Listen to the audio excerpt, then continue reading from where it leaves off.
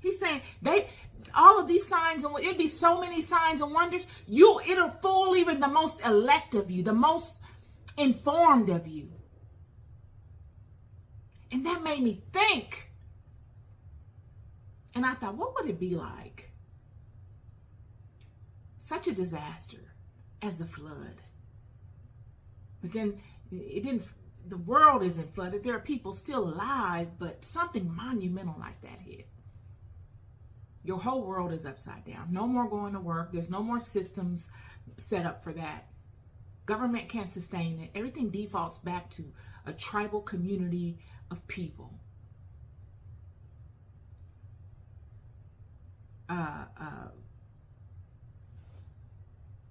Conan the Barbarian type of thing. What was that movie? Mad Max.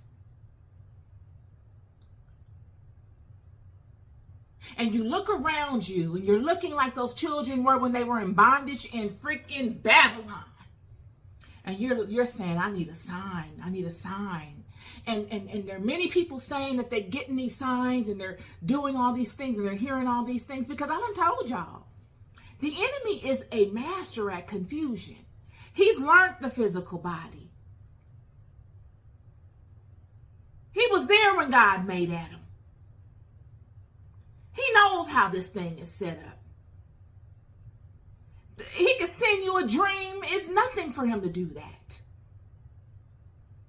If he could send you a dream, he could read your mind.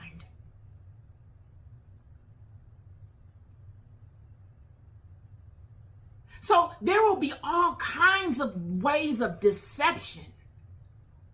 Various forms of deception at hand. Signs and wonders.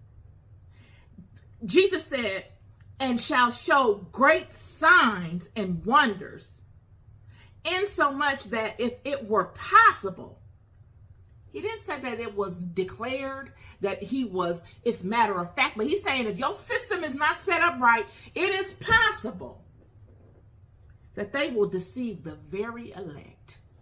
He's saying nobody is exempt. Nobody. Nobody's exempt. That this thing is going to search and seek and find out everybody. Nobody's exempt. All of these signs and wonders, everybody will see. And if possible, you will be deceived. Then it made me think,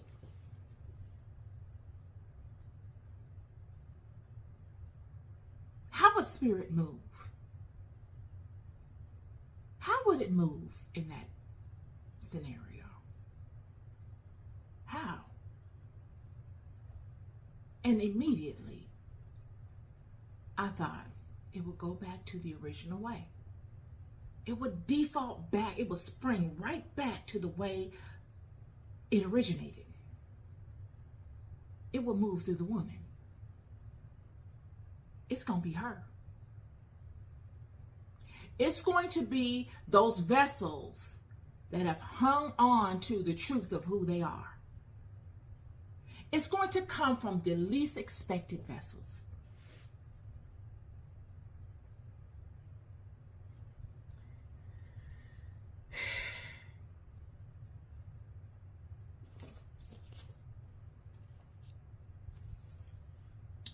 And it's going to come from the vessels that are able to receive and that are able to truly feel. Because it's going to spring forth from within. The signs and wonders are not going to matter. Signs and wonders are outward projections. God is going to move from within. Period. As God always does. And God's movement will be pronounced because all of the distractions will be robbed of you. You won't have them. You won't be able to get online. You ain't going to have no phone. It's going to go back to talking to one another. You're going to be humbled to the point where you're not going to come at each other as if, you remember me, I was the one that did this and that. I'm this person and that. It's not going to be about none of that.